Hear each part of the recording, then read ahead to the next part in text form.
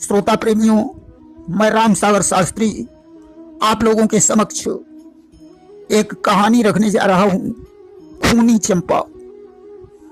देखिए, अंधेर नगरी में एक मदन चंद्र सेठ रहते थे, जिनकी पुत्री का नाम चंपा था, जिसके शरीर की सुंदरता रथ के मान को ले जाती थी। उसके उजले मुख की आभा बिजली का मान घटाती थी। चंपा बड़ी सुंदर थी। उसे विवाह के योग्य देखकर मदन चंद ने चौपट नगरी में करोड़पति सेठ के पुत्र पन्ना के साथ उसका विवाह कर दिया। चंपा तो 16 वर्ष की थी, परंतु पन्ना की उम्र 9 वर्ष की ही थी। विवाह करने के थोड़े दिनों के बाद मदन सेठ का देहांत हो गया। इधर गौना भी नहीं हो पाया था। चंपा अपने मायके में थी। वह अपनी सखियों से कहती थी, बहन, मेरे पिता ने कितना बुरा किया, एक बच्चे के साथ मेरा विवाह कर दिया। सखियां कहती थी, बहन धीरज रखो, तुम्हारे पति भी किसी दिन जवान हो जाएंगे। परंतु चंपा के बात समझ में नहीं आती थी। अचानक एक दिन एक जोगी भिक्षा मांगने के लिए दरवाजे पर आ गया। उसने आवाज लगाई कि जोगी ने सदा लगाई है, मैं भिक्षा दीजिए माई है, क्यों इतनी देर लगाई है, मैं भिक्षा दीजिए माई है। अब तो ज्यों ही जोगी की आवाज कान में पड़ी, चंपा भिक्षा लेकर बाहर आई। जोगी के रूप को देखकर मोहित हो गई और जोगी से कहने लगी, अरे जोगी, कि अपनी बना लो दुल्हनिया, बात मानो हमारी। जोगी बोला कि कैसे बना लूं दुल्हनिया, तुम हो माता हमारी। चंपा ने कहा, मैं तुम्हारी माता कैसे हो गई? जोगी बोला, जो लड़कियां कुंवारी हैं वे सब मेरी बहन बेटी के समान हैं, जिनका विवाह हो गया है वे मेरी माता के समान हैं। चंपा ने कहा, याद रख जोगी, अगर तूने हमारी बात नहीं मानी तो मैं तेरे ऊपर झूठा दोष लगा दूंगी। अब तो जोगी ने विचार किया, स्त्री जब अपने पर उतारू होती है तो वो सब कुछ कर सकती है, अबला सबला हो जाती है जब क्रिया चरित्र दिखाती है। हाथ जोड़कर कहने लगा, देवी, अगर नहीं मान रही हो तो दक्षिण दिशा में मेरी कुटी है, तुम उसी कुटी में आती रहना। जोगी तो भिक्षा लेकर चला गया। ज्यों आधी रात हुई, चंपा विचार करने लगी कि हो चुकी आधी रात निखंड, हो चुके घर घर फाटक बंद, नहीं मेरे दिल को चैन करार, करूंगी जोगी का दीदार। जाना ही चाहती थी, तब तक बांदी आ गई। उसने कहा, आप इतनी रात को कहां जा रही हो? चंपा ने हकीकत बताई। बानी बोली, इतने बड़े घर की बेटी होकर जोगी से मिलने जा रही हो? चंपा ने कहा, देख बांदी, यह बात हमारे तुम्हारे बीच में रहनी चाहिए। बांदी ने कहा, ठीक है। अब तो चंपा को जोगी से अथाह प्रेम हो गया। और इधर चंपा का पति पन्नालाल जब जवान हो गया तो उसने चंपा का गौना लेने का विचार बनाया। अपने दोस्त खुशदिल को साथ में लेकर वह अपनी ससुराल में पहुंचा। उसके पहुंचने पर चंपा का चेहरा उतर गया। मां ने कहा, बेटी, तुम अपनी ससुराल जाएगी, इसमें दुख की क्या बात है? चंपा ने कहा, मां, मैं ससुराल जाना नहीं चाहती हूं। मां ने कहा, बेटी, जाना तो पड़ेगा ही। जैसे तैसे खाना खा पीकर सारे लोग सो गए। खुशदिल जागता रहा। ज्यों चंपा जोगी के पास जाने के लिए बाहर निकली, खुशदिल भी उसके पीछे पीछे चल पड़ा। चंपा कुटी में चली गई, खुशदिल वहीं छुप गया। जोगी ने पूछा कि आज इतनी देर क्यों, तुमको प्यारी हो गई, दो बता नियत तुम्हारी, क्या किसी में खो गई?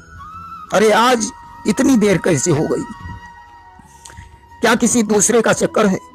चंपा ने कहा, क्षमा करना, अपने मित्र खुशदिल के सहित मेरे पति मेरा गौना लेने आए, इसलिए देर हो गई। जोगी ने कहा, अरे दुष्टा, तूने मेरी बरसों की तपस्या को नष्ट कर दिया और अब मुझे धोखा देकर जा रही है। अगर सच में तू मुझसे प्रेम करती है तो अपने पति का शीश काट कर मेरे पास ले आ। चंपा वहां से भाग खड़ी हुई। खुशदिल विचार करता है, हाय विधाता, यह कितनी डायन है। चंपा घर पहुंची, तलवार उठाई। पन्ना गहरी नींद में सो रहा था, उसे पता ही नहीं था कि आज मेरे साथ क्या होने वाला है। चंपा ने उसका शीश काट लिया और लाकर जोगी के पास रख दिया। अब तो जोगी का कलेजा दहल गया। उसने विचार किया, स्त्री में कितना साहस होता है। जोगी ने कहा, अरे दुष्टा, तुझे तो नर्क में भी ठिकाना नहीं मिल सकता। जब तुम 7 फेरे लेने वाले की नहीं हुई तो मेरी क्या हो सकती है। अब मैं तेरी नाक काटूंगा। जोगी ने ज्यों अपने मुंह से उसकी नाक काटी, उसी समय खुशदिल ने उसके पेट में खंजर भोंक दिया। जोगी मर गया। खुशदिल वहां से लौट आया, अपना बिस्तर ठीक किया और चुपचाप लेट गया। इसके बाद चंपा पहुंची और जोर जोर से रोने लगी। सत्य कहा गया है कि प्रिया चरित्र जाने नहीं कोई, पति को मार सती जो हुई। चंपा की मां जग गई, बेटी क्या हुआ? चंपा ने कहा, मां, इस खुशदिल ने मेरे स्वामी का शीश काट दिया है। मैं बचाने के लिए दौड़ी तो इसने तलवार से मेरी नाक काट ली। माजरा सुनकर कोतवाल आ गए। खुशदिल ने कहा, कोतवाल साहब, ये झूठ बोल रही है, इसने ही मेरे मित्र पन्ना को मारा है। इसका जोगी से अवैध संबंध था, मैंने इसका पीछा किया। जोगी के कहने पर इसने अपने पति का शीश काटा। जोगी ने इसकी नाक काटी, तभी मैंने उसे मार डाला और वापस घर लौटकर लेट गया। अब यह झूठा दोष मेरे ऊपर रख रही है। खुशदिल की बात को सुनकर कोतवाल ने खुशदिल और चंपा को राजा के हवाले कर दिया। राजा ने चंपा से कहा, तेरी कटी हुई नाक कहां है? नाक का जो सबूत देगा वही सच्चा है। चंपा ने कहा, पता नहीं नाक कहां गिर गई होगी। खुशदिल ने कहा, राजन, सही सबूत मैं दूंगा। इसकी आधी नाक जोगी के मुंह में दबी हुई है। खुशदिल राजा और दरोगा को साथ में लाए। देखा जोगी मरा पड़ा है, चंपा की आधी नाक उसके मुंह में दबी हुई है। राजा ने आदेश दिया, इस स्त्री का सिर मुड़वाकर, काला मुंह करवाकर सारे शहर में घुमाया जाए, ताकि भविष्य में कोई स्त्री इस तरीके का जुर्म न करे। आज काला मुंह करवाकर, सिर मुड़वाकर उसे सारे शहर में घुमाया गया। इसके बाद राजा ने जल्लादों से कहा, जाओ अब इसे जंगल में ले जाकर कत्ल कर दो। जल्लादों ने उसका कत्ल कर दिया। इधर खुशदिल ने अपने मित्र की लाश राजा से मांगी और बियावान जंगल में रखकर विलाप करने लगा। उधर भगवान शंकर पार्वती के सहित विचरण करने के लिए निकले। पार्वती के कुछ भनक पड़ी कान में आन, कहने लगी महेश से जंगल के दरमियान। पार्वती ने कहा, स्वामी, इस जंगल में कोई रो रहा है। भगवान शंकर ने कहा, प्रिय, यह तो दुनिया है, कोई हंसता है, कोई रोता है।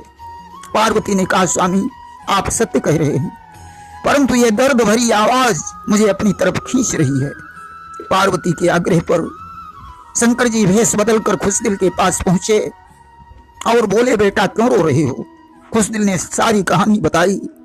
शंकर जी ने अपनी उंगली को चीरकर उसके मुंह में अमृत डाल दिया। अब तो राम राम कहकर पन्ना उठ बैठा। भगवान शंकर पार्वती के सहित अंतर्ध्यान हो गए। पन्ना पूछने लगा, मैं तो ससुराल में था, यहां कैसे पहुंचा? खुशदिल ने आदि से अंत तक सारी घटना बताई। पन्ना ने कहा, मित्र, ऐसी नारी से तो कुंवारा ही रहना ठीक था। तुम्हारे जैसा सच्चा मित्र और कौन हो सकता है? दोनों घर वापस लौट आए। प्रेम से बोलिए वृंदावन बिहारी लाल की जय।